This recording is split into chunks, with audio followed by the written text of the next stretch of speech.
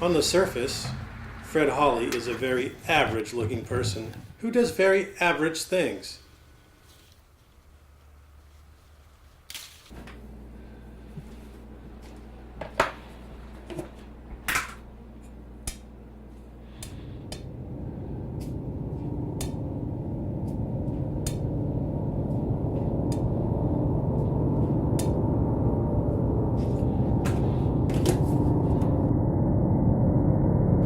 His painting is not average.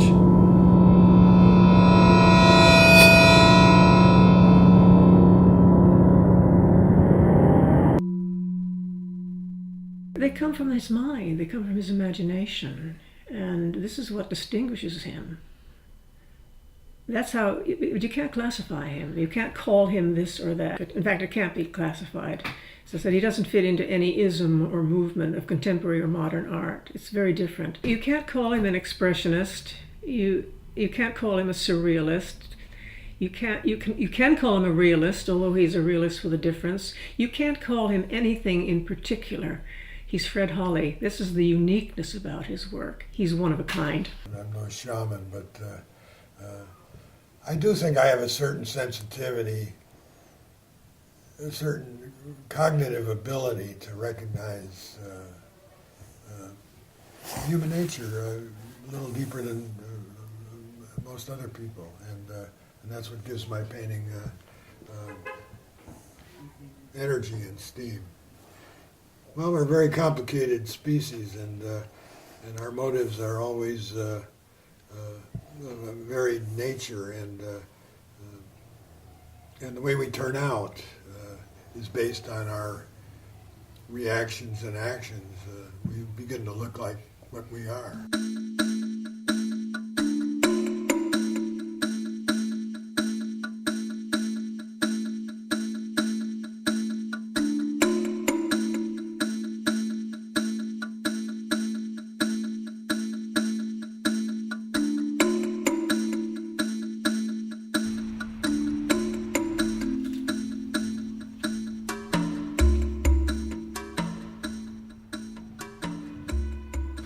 My name is Matt Kirby, son of Sheldon Kirby, former friend and colleague of Fred Hawley.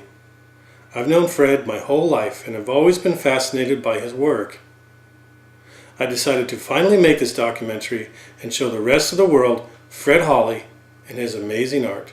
I'm here at the 1870 Art Galleries, where Fred has kept a studio for the past 12 years. Let's go inside, see what he does and how he does it.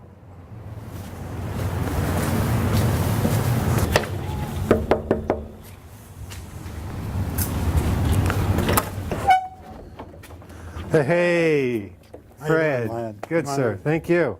I'm going to try to attempt an airbrush demonstration. This is an airbrush. It's like a little spray gun. And the way it works, there's a needle inside of it. And when you push the button down, air comes out. And when you pull the lever back, paint comes out. The farther back you pull it, the more paint that comes out. And also another way to control is back and forth.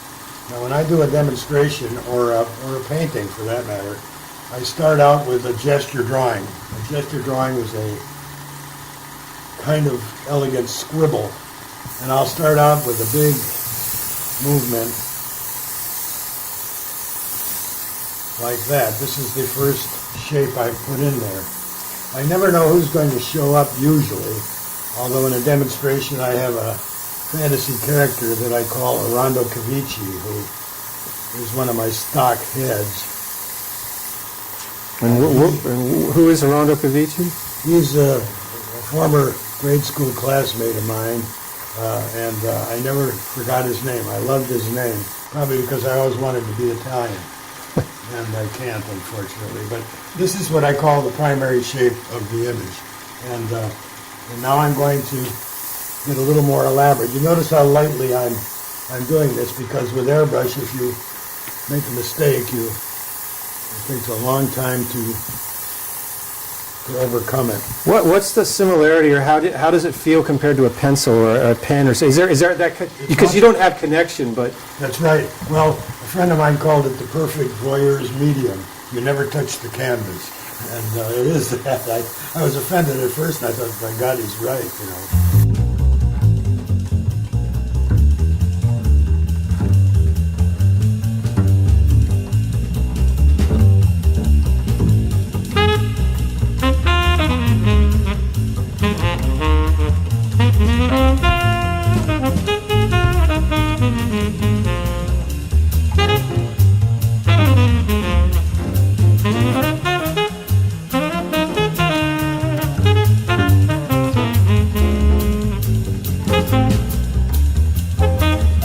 And is that summoning? Are you summoning these things?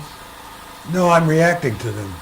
They're summoning me. You know, they're telling me this is what I want you to do. And, So they're saying I'm here, and then you have to say, you have to find me. Yeah, and that's well, good way to put it. They're telling me we're here. You just got to be sure you pull the right levers to find me.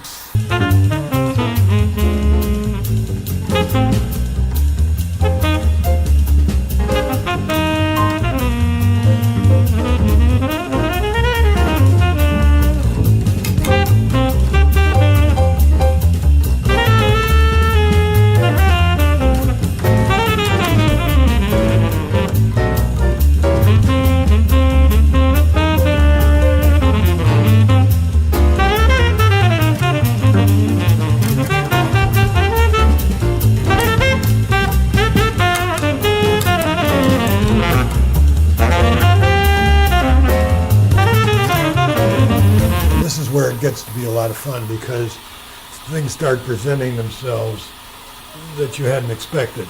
And if you're smart and if you take your time and make decisions,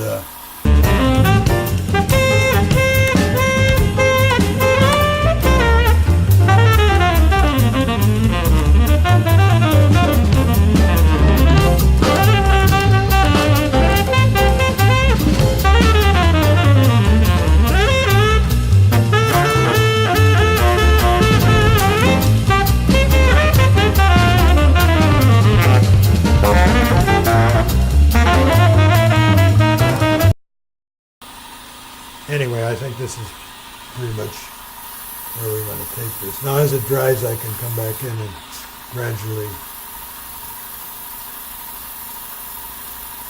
emphasize things. But mainly, you've got to look a lot more than paint after a little while. And once you decide what to do, you can pursue it, you know, further and further.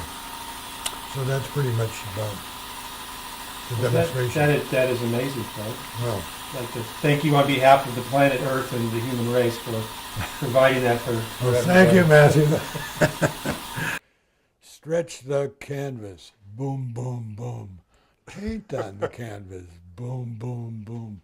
Frame the canvas. Boom, boom, boom. Take it to the gallery. Boom, boom, boom. Hang it on the wall. Boom, boom, boom. Pick up the painting. Boom, boom, boom. Take it to the studio. Boom, boom, boom. Face to the wall. Boom, boom, boom. That was the story. This painting is from my early days as an abstract expressionist from 1958 to 60, somewhere in that period. Fred Hawley wanted to be an artist since he was 8 years old. He started out in sculpture at Arizona State University. Fred said that he knew he should have been a painter instead because his work only looked good from one side. After the Navy, Fred got both his bachelor's and his master's of fine arts from San Diego State University in 1960.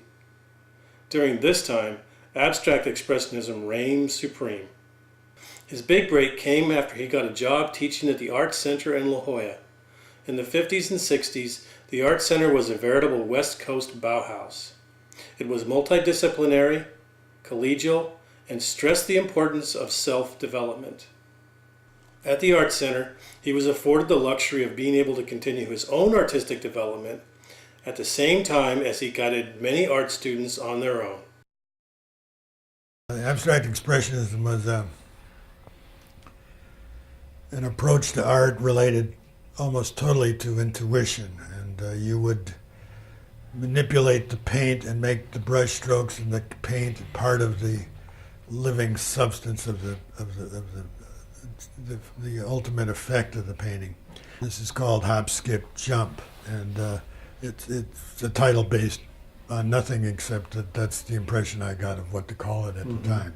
Would you consider this more or less intuitive than the other your airbrush type thing? This is much more intuitive, and this period, I and many other young artists of the time probably learned more about art than at any other major period. It taught me the value of intuition, something I treasure and believe in greatly, the truth that you arrive at in intuition. Do you ever any inclinations to go back to this, to return to the roots or anything like that? I don't think you can do that. I Can't go home again? No, you move. The moving hand, having writ, moves on. I always have this story I tell. That I was looking at one day and I was eating a sandwich. We were always after something exceptional, something new and exciting. And I was eating a sandwich. I was looking at the painting, and I looked at the sandwich, and I looked at the painting, and like that. I wanted to. The secret's out. I wanted to make something happen. So if there's any hand in here, well, you know where it came from. No, I didn't really do that, but that was the kind of impulse we were after. Wanted to. Here, Fred discusses the important transition and consequences from abstract expressionism to his current form. So what happened, I started moving towards the non-objective, which was not my idea. By that I meant I started becoming, I thought, decorative in a sense. Not to say that all non-objective artists are decorative. I'm not saying it. I'm saying I was. You didn't like the way I didn't like the way it was going. Your trends. Right. You could foresee a position. Right. So you sort of cut it off at the pass or something? Well, no, I was, for years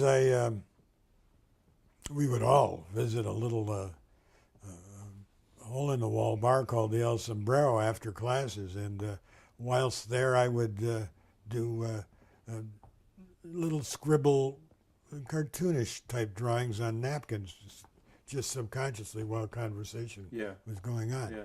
Then I'd go home and I'd jam in my pocket. I'd go home and I'd go in the studio and I'd throw them on a utility table. Well, one day it got out of hand. I had too many of them lying around, and I started to dispose of them. And what happened was, I took a final look at some of them, and I thought, God, these might be an indication of my own personal form, and so I decided to hang on to them. Was it kind of like an aha thing? Was it a eureka moment, or did it take a while? Yeah, it was an epiphany, actually. Yeah. And so I decided to try to do a painting based on those little images. And the first one I did, which had a working title of Steppenwolf, which basically means lone wolf, and I thought the title was appropriate because I felt that if I abandoned the form that everybody knew me for, the style or whatever word you want to use, that I would probably be isolated and perhaps, thrown out of the club. So then did that title then come to you after it was created, or was that during that as you were creating it, you realized that this would lead you in a place? More like that, yes. Yeah. Yes. From that original concept, more works would be developed. Over time, Fred would discover the airbrush and would refine his form to where it stands today. I was very interested in San Diego modern artists, painters, sculptors, and I had come across lots of pictures of Fred's work. They were so unused to what I was looking for from 1950s Fred Hawley material that I thought, well, this can't even be the same person, right? I mean, how could this be the same? It was so different, and yet I read something in the artist's statement, and it said something about, back in my early days as an abstract expression. That was it. That was the only little bit that was linking to what I was looking for, which, and what I liked at the time were big brushy gesture things, and I don't know, life, and, Action. And the action, thank you. And that's kind of what I was hoping to find. And all I could find online were these amazing creatures. Yes. I mean, the little boots and the Yes. shoes or what. The clothing, it's got this crazy medieval stuff. I mean, little dwarves. And I just could not put that together. With artists, another artist comes up to you and says, "Great show," and you wonder, what's wrong with it? Oh, Mr. Hawley, I just love your work. Yes. Sometimes when they said that, you'd say, "You do?" Because you weren't particularly appreciative of their taste. But this is a sustained drawing from a model. I draw from models weekly, and it's essential to me to maintain my skills and my perception. That is, to continue having a sensitive eye so that when I'm inventing imagery, that I can give it a certain quiddity or believability, a whatness, and you can't do that from your imagination unless you understand the nature of form in reality. So this is one example. So is that akin sort of like exercising your muscles? I mean, does it atrophy Yeah. if you don't do that? Yes, Is it you're doing your eye, you're doing your hand, your mind? What is going on? You're gathering, as I've said earlier on the demonstration, you're gathering information also that can be used in paintings and drawings from your imagination. This man's nose or his eye or something of that nature might show up in one of my paintings from imagination. So this is an actual model who was there, and he has a Yes, name. yeah, that's right. And And now, that's do the way you look. you consider this a finished piece, or is this Yeah. simply a study to you? It's a sustained drawing. It is a study, but it's a sustained drawing, and as such, a work of art. It's tangible, and it's recognizable as art. As such. Does this free you in some way where you don't have to summon anything? It's already there. Is it sort of a release and kind of a relief to just sort of draw what you see there, as opposed to having to, be your vessel and you know what I'm saying? That's a good question. I'll be frank with you. When I'm drawing, it's a blessing. When I'm drawing from the model, it's a blessing. I have a certain calmness about me. I try to be patient with it, and I feel as though I have nothing but time to work on that drawing. So it develops in a very peaceful, sympathetic kind of way. If you stay with it, you're going to find the answers. That's when you draw from models. So, but that's not true when you're summoning. Well, it's not a peaceful. When you work from your imagination, you're working without any model. You're creating right from the first line you make. Yeah. Whereas I'm drawing from a model, I have a frame of reference. And that's more stressful from the imagination then? Oh, Is that the right word, stressful? A lot more, yeah, I think. And when you make the first mark on a page like this, if I made this line of the nose, in effect, that's a module, a unit of measure. The rest of the drawing's really done. All I got to do is find out where the rest of the parts are. Yeah, they're all calibrated to that one mark. That's right, yeah. And through the process of triangulation and things of that nature, you find the other points of reference. For example, from this point to the bottom of the ear, from this junction to the bottom of the ear, then I found out if I'm in the right place because I've triangulated those things. Hello. I've taught hundreds of college students classical life drawing, the kind of drawing that Leonardo da Vinci and Michelangelo practiced in the great tradition of the Renaissance.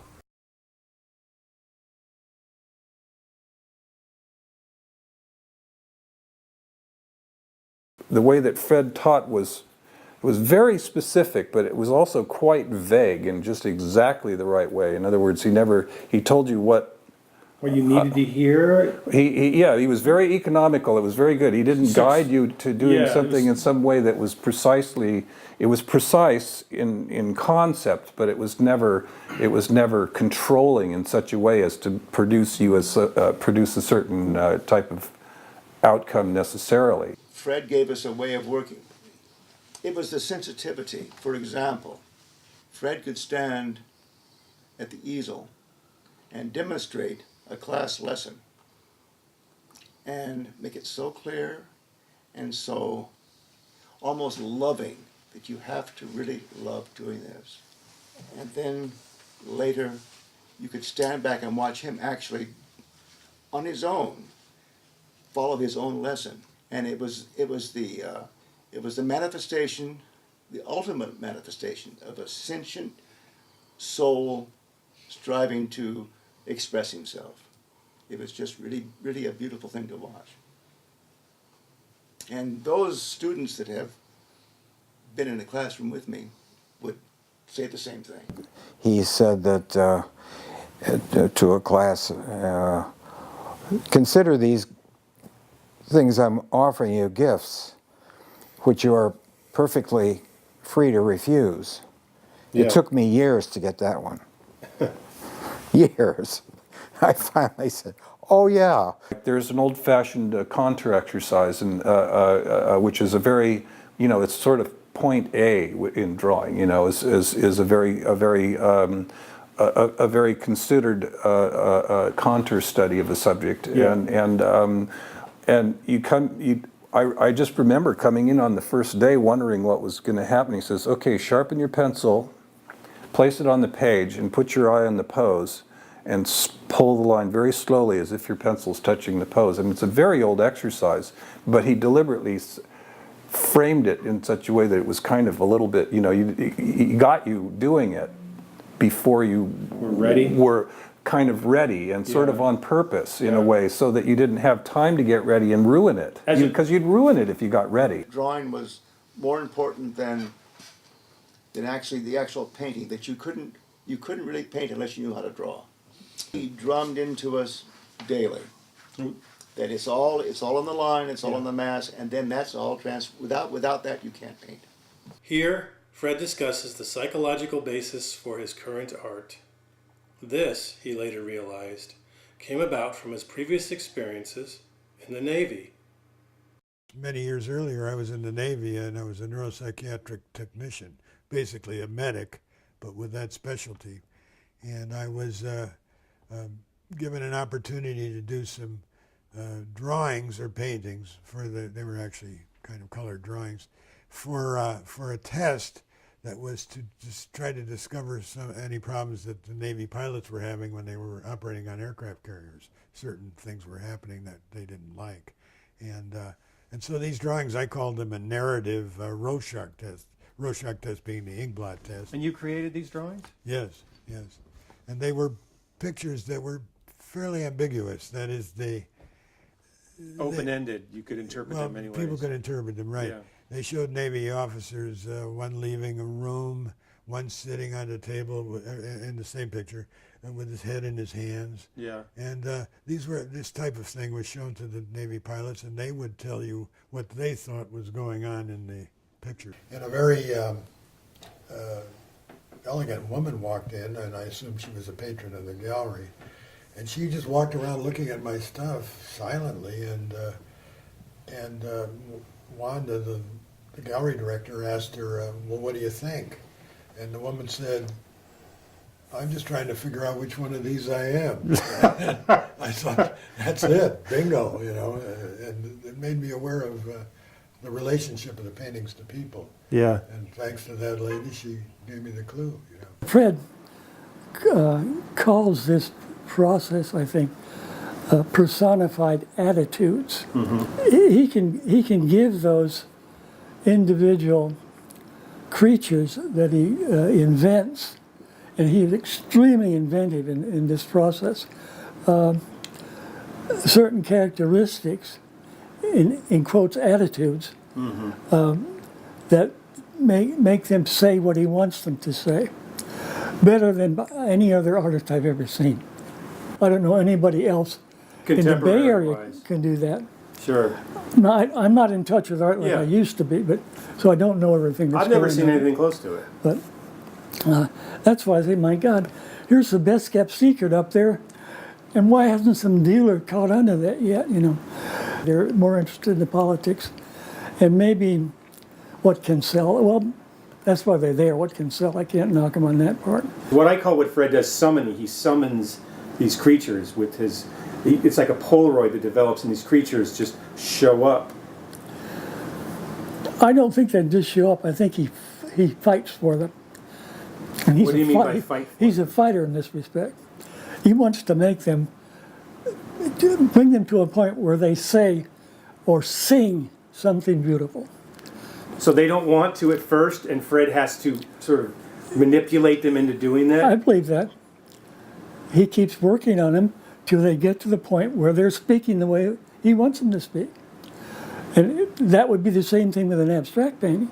Okay. You still work with the elements Yeah. at your disposal: line, color, Right. texture, shape, Right. darkness, lightness. You relate those things until it works for As you. a craftsman, in that regard, where you're using these No, elements? it's all intuitive. Okay. Not because you know you're skilled with a brush. It's to get that emotional impact working. Mm-hmm. And he knows that through years of practice, for one thing, but also because he's got this talent. And that's, I don't think anybody can do that without that sort of God-given talent. Nobody knows where that comes from. A student I had, there was a student I had who, a very wealthy lady in my classes, and she said to me, she said, why do you paint such ugly people? She said, you must have nightmares. And I said, not anymore. Well, this is funny. See, he liked, for quite some time, he made a hobby out of, he would just go places at night. Sometimes he'd meet an old friend up in San Francisco or something like that, and just walk around kind of collecting faces, looking at people. Yeah. And one time, But he wouldn't draw them. He was just no. mentally- Oh no, he was mentally- just Yeah. he was just letting them Yeah. imprint themselves on, Right. on him, you know, Right. and so I didn't know that until one time I was, as a young man, I was up on Broadway in San Francisco. I went to some jazz thing up there, and I walk out in the middle of the night. It's 2 a.m. I'm walking down the street, and I go, and there was Fred standing around, just walking around, looking at people, just Yeah. doing just that. Yeah, yeah. Just walking around, just looking at people, and allowing them to imprint themselves on them. And suggest Yeah, them not in- drawing them, imprinting them. Yeah.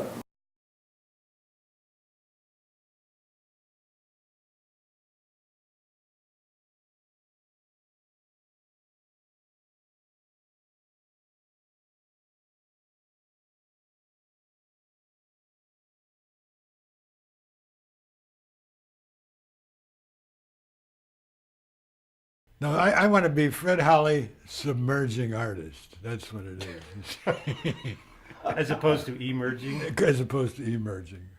I want to perfect my obscurity. That's my goal. Fred would be offended if too many people liked his work. He would feel like he was an absolute failure. He was missing because something. He wants. I don't know. I think Fred. he I wants think he to put wants that- everybody to like his work. He wants to put that knife in. Richard, I'm curious as to how would you would answer that question? Oh, I think he needs a bigger audience than he's ever had before. Yeah. Yes, of I'd course. like to see him get surprised in his lifetime. So would I. By becoming, ending up with that show in the Metropolitan.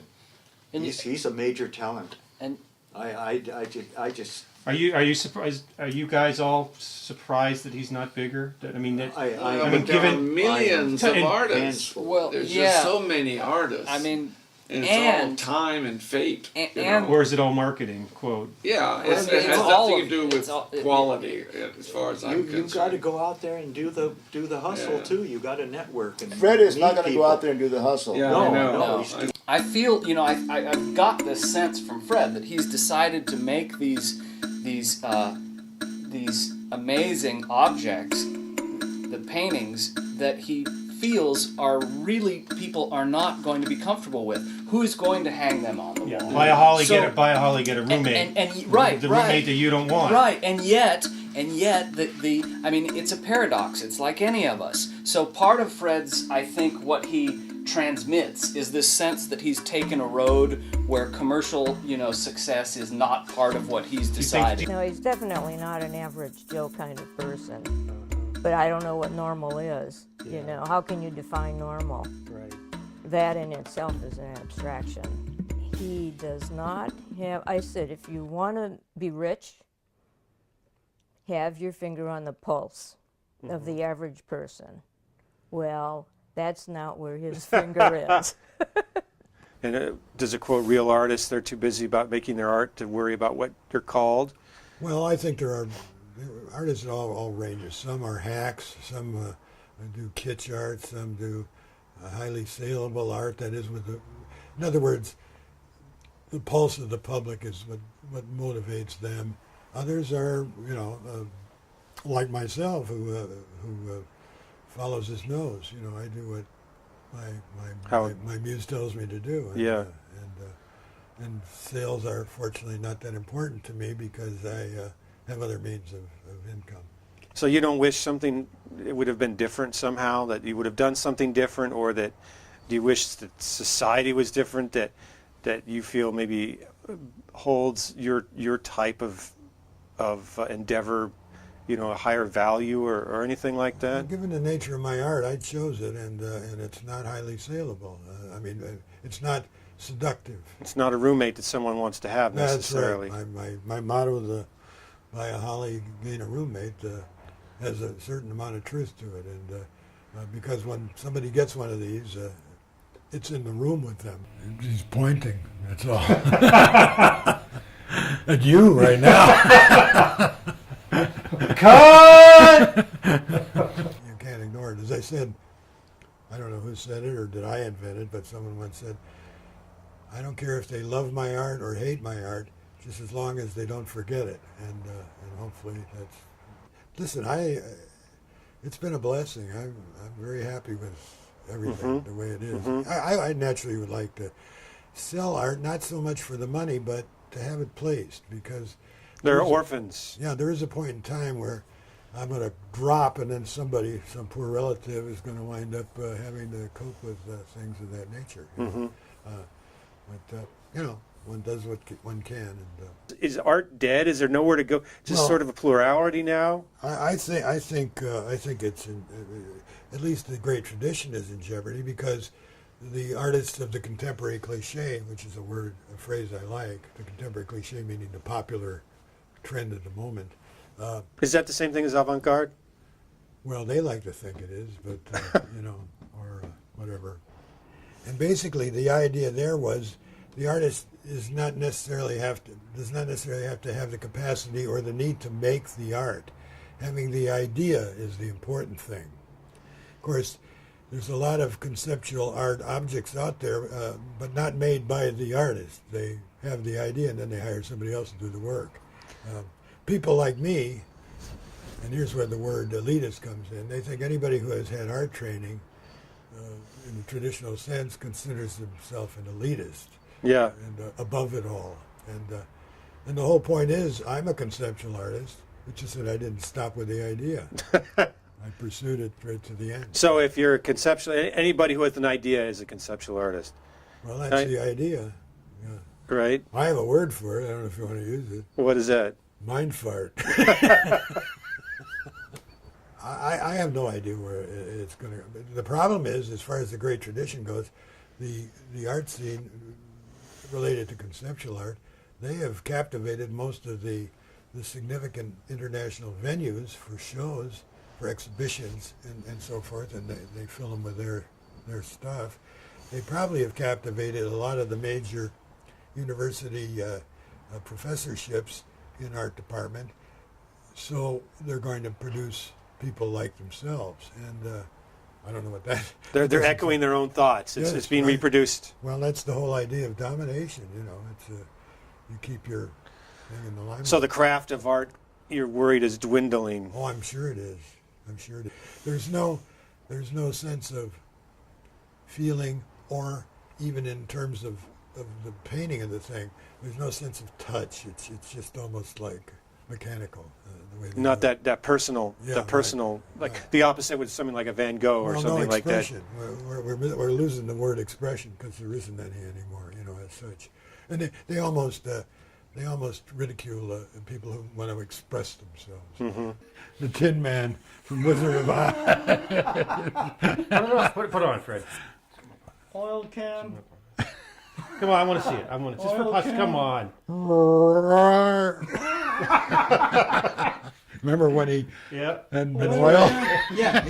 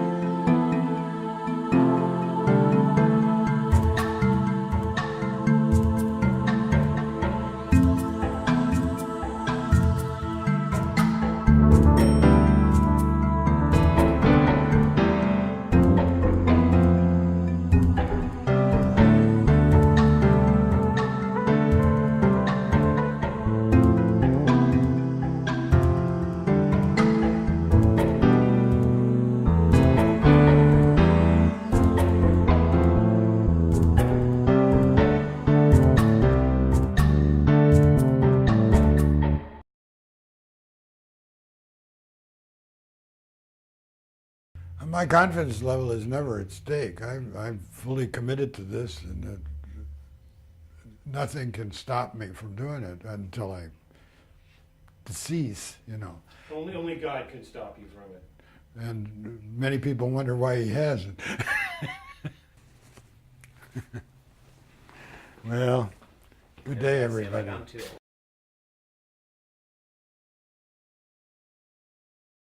No, that's pretty disgusting. Did you like that? Or do you want a new low?